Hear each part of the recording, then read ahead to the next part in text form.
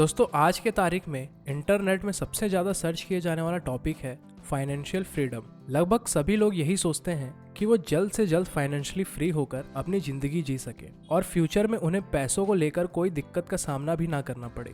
फिर भी कई बार ऐसा होता है कि हम चाहकर भी पूरी तरीके से फाइनेंशियल फ्रीडम हासिल नहीं कर पाते क्योंकि हमारे अंदर मोटिवेशन की कमी होती है या फिर हमें सही गाइडेंस करने वाले मेंटोर की कमी होती है। और ज़्यादातर लोगों के दिमाग में ये सवाल भी आता है कि आखिर ये फाइनेंशियल फ्रीडम होता क्या है। तो सही मायने में देखा जाए तो फाइनेंशियल फ्रीडम एक ऐसी स्टेज है या एक ऐसा सिचुएशन होता है जहां पर हमारे पास बहुत सारा पैसा होता है और पैसों के साथ साथ हमारे पास फ्री टाइम भी होता है और इन दोनों से इम्पोर्टेंट हमारे पास एक अच्छी हेल्थ होती है।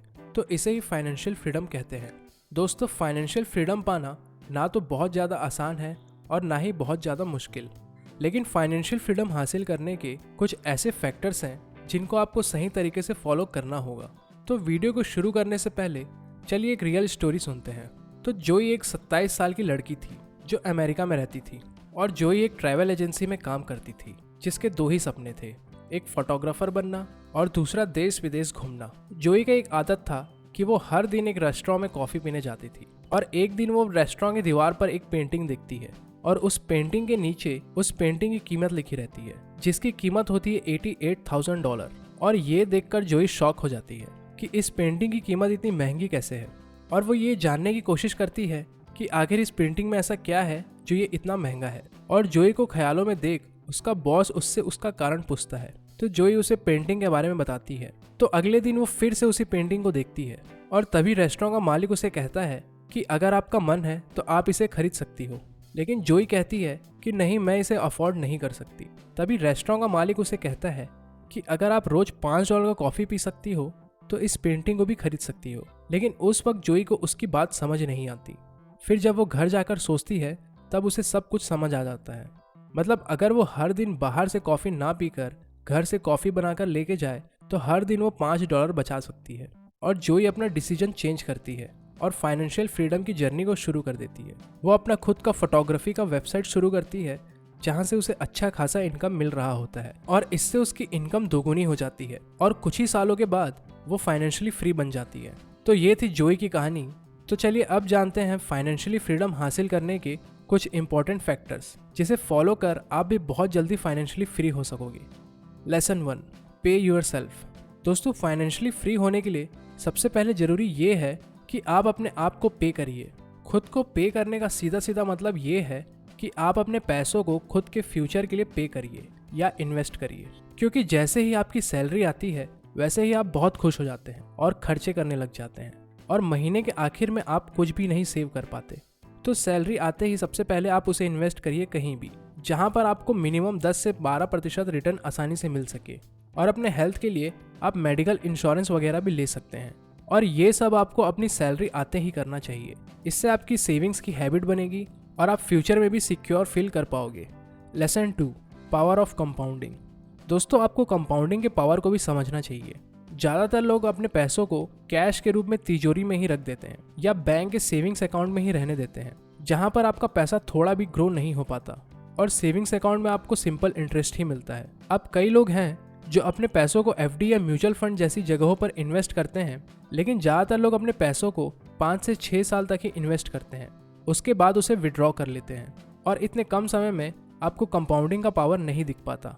आप अपने पैसों को जितना ज़्यादा लंबे समय तक इन्वेस्ट करोगे उतना ही ज़्यादा कंपाउंडिंग का पावर दिखेगा। भले ही आप थोड़े थोड़े पैसों से ही क्यों ना शुरू कर रहे हो, लेकिन आपको कम से कम 10 से 15 सालों तक कंटिन्यू इन्वेस्ट करना चाहिए। Lesson 3, cut expenses. दोस्तों हमें अपने खर्चों को एक लिमिट में रखना चाहिए। हम महंगे रेस्टोरेंट में खाना ना खाकर छोटे ढाबों पर भी खाना खा सकते हैं। ब्रांडेड कपड़े ना पहनकर नॉर्मल कपड़े भी पहन सकते हैं, क्योंकि महंगी चीज़ों से आपके लाइफ में कुछ फ़र्क नहीं पड़ेगा, आप तब भी वैसे ही रहोगे। लेकिन आप 2 पैसा बचा लेते हो तो आने वाली लाइफ में आपको काफ़ी कुछ फ़र्क देखने जरूर मिल सकता है। महंगे कपड़े या महंगी गाड़ी आप अपने लिए नहीं खरीदते हो, ये आप दूसरों को शो ऑफ करने के लिए खरीदते हो, क्योंकि आप कोई भी गाड़ी खरीदो उसका सिर्फ एक ही काम है। वैसे ही आप कोई भी कपड़े या जूते खरीदो उसका भी सिर्फ एक ही काम है। और मेरे ख्याल से आपको गाड़ी तो कभी लोन उठाकर नहीं लेना चाहिए। आपके पास गाड़ी लेने के लिए जब तक 50% से ज़्यादा पैसा ना हो तब तक आप गाड़ी ना ले तो सही है।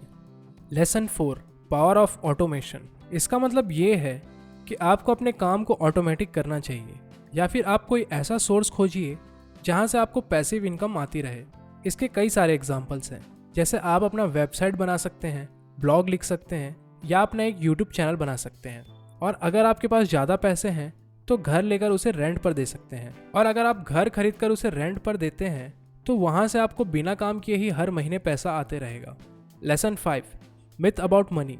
अब बहुत सारे लोग ये सोचते हैं कि हम 60 साल तक नौकरी करके पैसा कमाना चाहते हैं, जिससे एक दिन हम अमीर बन जाएंगे। देखिए, नौकरी आपकी लाइफ जरूर स्टेबल करता है, लेकिन वो आपको कभी भी अमीर नहीं बनाता। आपको अपने बुढ़ापे तक नौकरी ही करना पड़ेगा, और इससे आप एक जगह फंस कर रह जाओगे और फाइनेंशियली फ्री लाइफ नहीं जी पाओगे, और ना ही अमीरी लाइफ जी पाओगे। नेक्स्ट मिथ है कि पैसा कमाने के लिए पैसा जरूरी होता है। तो ऐसा भी बिल्कुल नहीं है। बहुत सारे ये सोचते हैं कि पैसा आए तब हम कुछ करें, लेकिन पैसा बोलता है तू कुछ कर तब मैं आऊँ। मतलब कई सारों का ये सपना होता है कि वो कोई बिजनेस करना चाहते हैं, लेकिन कर नहीं पाते क्योंकि उनके पास लाखों रुपए नहीं होते। लेकिन ऐसे कई सारे बिजनेस हैं जो आप कम पैसों से भी शुरू कर सकते हो और ग्रो कर सकते हो। जैसे आप एक यूट्यूब चैनल खोल सकते हो, उसमें आप मेहनत करो, वैल्यू ऐड करो और सही कंटेंट बनाओ, तो इससे भी आप लाखों करोड़ों तक कमा सकते हो। आप छोटे से शुरू करिए, फिर उसे स्केल अप करिए। आखिरी मिथ ये है कि अगर आपके पैसे खत्म हो जाएं या ज़रूरत हो तो रिलेटिव्स या दोस्त आपकी हेल्प कर देंगे, तो ये भी सबसे बड़ा झूठ है। देखिए, पैसों के मामले में हर कोई पॉजिटिव होता है, और अगर आप कल को किसी से पैसा मांगने जाओ तो वो भी आपको देने से थोड़ा हिचकिचाएगा, और आपके ना लौटाने पर आपका रिलेशन भी खराब हो सकता है। इसलिए ऐसी नौबत आने ही ना दें कि आपको किसी से मांग कर अपनी जीवन जीना पड़े। तो दोस्तों, आज के लिए बस इतना ही। आशा है आज की वीडियो आपको जरूर अच्छी लगी हो। तो मिलते हैं नेक्स्ट वीडियो में, तब तक के लिए धन्यवाद।